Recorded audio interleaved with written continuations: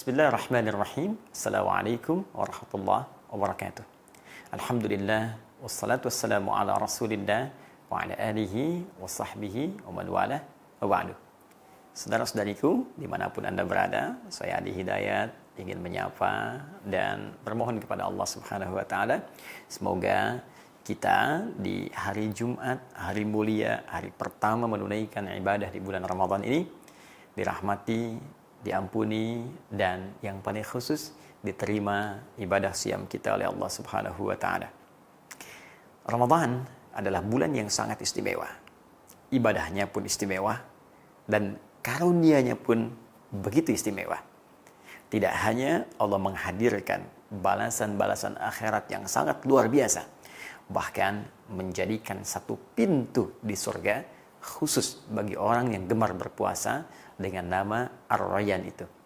Lebih dari itu, ada bonus yang Allah bisa berikan pada setiap orang puasa, khususnya di bulan Ramadan saat ia masih berada di dunia. Bonus ini disampaikan langsung oleh Nabi SAW lewat hadis yang diteruskan oleh sahabat Abdurrahman bin Sakhr atau yang kita kenal dengan Abu Hurairah, tercantum dalam Sahih Al-Bukhari, Kitabus Shiyam, nomor hadis yang ke-38. Nabi menyampaikan, man shama ramadhana imanan wahtisaban ghufira lahu ma taqaddama min dhanbi. Man shama ramadhana, siapapun yang menunaikan puasa Ramadan. Man itu isim mausul, konjungsi menunjuk pada satu pelaku, subjek, kadang-kadang ke objek, tapi bentuknya tunggal, sifatnya terbuka. Artinya bisa lelaki, perempuan, tua, muda, semua terbuka. Allah memberikan kesempatan pada setiap personal kita, tanpa kecuali, tanpa batas, sepanjang ia memenuhi kualifikasi untuk menunaikan puasa Ramadan. Apa yang ditawarkan oleh Allah melalui lisan Nabi ini? Pertama, imanan wahtisaban. Tidak semua orang yang puasa, tapi khusus yang menunaikan puasa Ramadannya dengan penuh keimanan dan ketulusan. Kalimat hadisnya, imanan, dia tunaikan puasa itu dengan penuh kekuatan iman. Imanan. Wahtisaban, dan tulus dikerjakan karena Allah Subhanahu wa ta'ala. Wahtisaban. Saudaraku, apa yang kemudian dimaksudkan lewat hadis ini? Ghufira lahu ma taqaddama min dhanbi.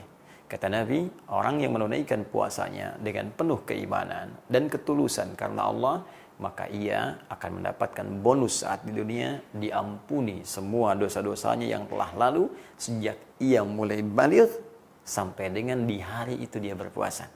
Bayangkan berapa usia kita dari sejak balik sampai saat ini. Ada yang 30, 40, 50 tahun, lebih daripada itu.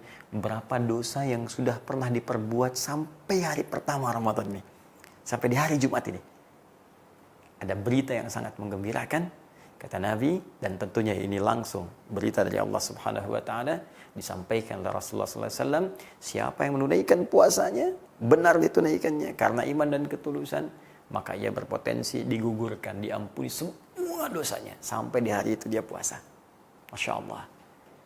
Tapi seperti apa kualifikasi orang yang menunaikan puasa dengan iman dan tulus itu? Ini yang akan saya detilkan. Kita sering bahas bahwa kalimat iman itu seringkali bersanding dengan amal saleh.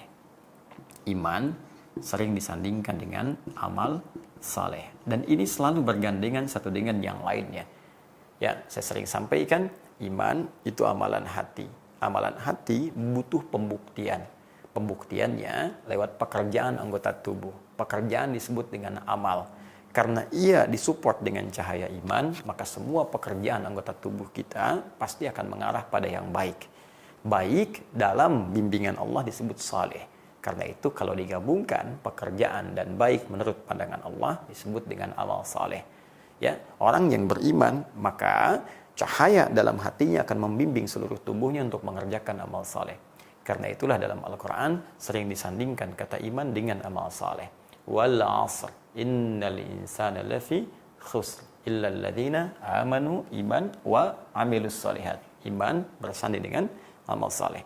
Dalam rumus tafsir, jika ada ayat dalam Al-Quran atau bahkan keterangan Nabi Sallallahu Alaihi Wasallam menyebutkan kata iman dalam bentuk apapun, bisa kata benda kah, kata kerja kah, jika dia bersanding dengan amal soleh, maka ini struktur dasarnya. Amal soleh sebagai pembuktian dari iman. Tapi jika kata imannya berdiri sendiri, tidak disebutkan amal solehnya, maka ini dimaksudkan amal soleh ini sudah otomatis terkandung dalam kalimat iman ini, sehingga saking diketahuinya tak perlu disebutkan lagi. Orang beriman pasti beramal soleh. Itu yang dimaksudkan. Ya, seperti firman Allah Subhanahu wa taala di Quran surah ke-52 ayat 21. Surah At-Tur ayat 21 Allah firmankan, "Walladzina amanu wattaba'athum dzurriyyatuhum alhaqna bihim dzurriyyatahum. Wa ma alatnahum min amalihim min syai. Kullu imri'in bima kasabat rahin." Baik, walladzina amanu, dan orang tua yang beriman itu. Tidak disebutkan amal salehnya. Ya, wattaba'athum dzurriyyatuhum biimanin, dan diikuti oleh keturunannya sama-sama beriman juga. Alhaqna bihim dzurriyyatahum. Maka mereka akan dikumpulkan semuanya di surga. Jadi kalau orang tua beriman, mendidik anaknya beriman juga, dipelihara imannya sampai wafat, mereka semua akan dikumpulkan di surga, satu keluarga.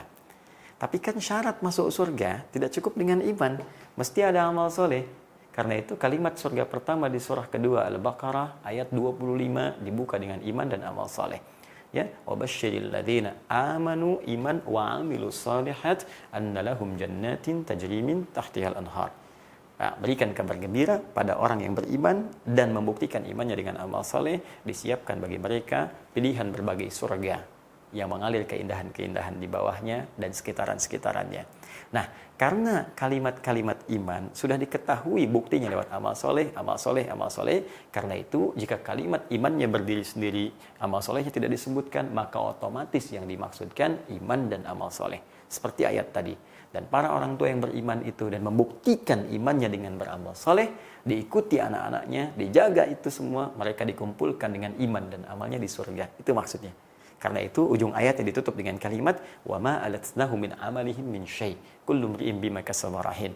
Ya, kami tidak akan sia-siakan amal mereka yang dibuktikan lewat bimbingan iman itu. Jika baik, maka iman dan amal itu akan mengumpulkan mereka di surga. Tapi itu tawaran, kata Allah, setiap orang tua bisa memilih apakah ingin mewujudkan itu atau menghadirkan nestapa dan tangisan di kemudian hari. Terkait dengan rumus hadis Nabi tentang puasa Ramadan ini, karena kalimat ini disebutkan iman tunggal tanpa amal solehnya, maka sudah otomatis mencakup kalimat yang tadi saya maksudkan. Imanan, karena itu cara menerjemahkannya, man shoma ramadhana, siapa yang menunaikan puasa Ramadan, siapapun dia, laki-laki, perempuan, sepanjang dia baligh, ya, masuk dalam kualifikasi imanan, dia tunaikan puasanya dengan penuh keimanan. Lalu terjemahkan, dan bukti kuatnya, penuhnya iman itu banyak mengerjakan amal soleh dalam puasanya. Ini maksudnya. Ya, karena kalau Anda terjemahkan dengan penuh keimanan saja, bisa relatif nanti maknanya. Tapi kalau kita dalami dengan tafsirnya, yang dimaksud dia tunaikan puasanya dengan penuh keimanan, bukti penuh imannya, dia perbanyak amal soleh saat dia menunaikan puasa Ramadannya. Apa yang dia kerjakan?